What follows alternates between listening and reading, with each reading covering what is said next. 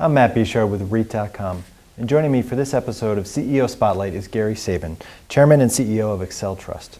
So Gary, your company's been active in the acquisition market. Do you expect to continue to see favorable opportunities in the year ahead?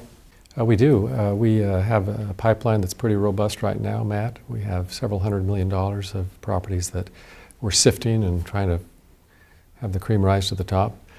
So we continue to see opportunities. The low interest rate environment is pretty attractive for us right now. And of course the old real estate cliches, location, location, location, and Excel has a very concentrated footprint in terms of the demographics that you look at. How important is that in evaluating a potential opportunity?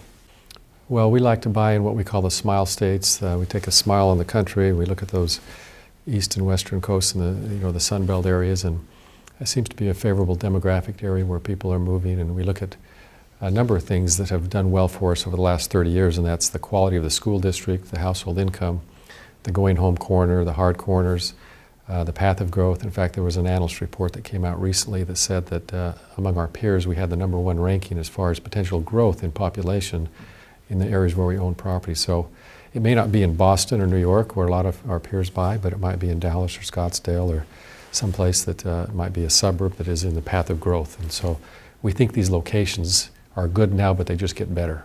And how often do you go back to existing assets and evaluate where they are and what the path is for growth in that area? Constantly. In fact, if we can sell a property for, let's say, $20 million, and we don't take that opportunity, then we've really agreed to buy it for $20 million. So we have to say, would we pay $20 million for that today? And if the answer is no, then we ought to be sellers. We look at three things when we buy a property. If the tenant's left, could we lease it for the same rate? Can we sell it for more money today than we paid for it yesterday? And can we grow the NOI? And so we have to constantly ask ourselves those three questions on every property. And with occupancy rates right around 94%, how does that compare to your historical levels? And what factors may push that in either direction?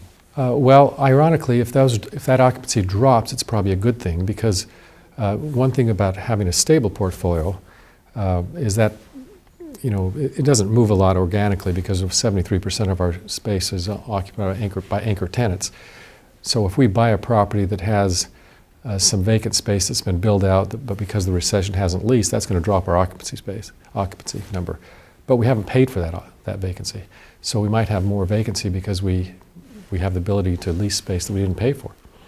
But over time, absent further acquisitions, we see that vacancy filling up because we think the locations are good. Gary, thank you so much for joining us today. Thank you, Matt. Appreciate it. For more on this and other REIT news and analysis, be sure to visit REIT.com.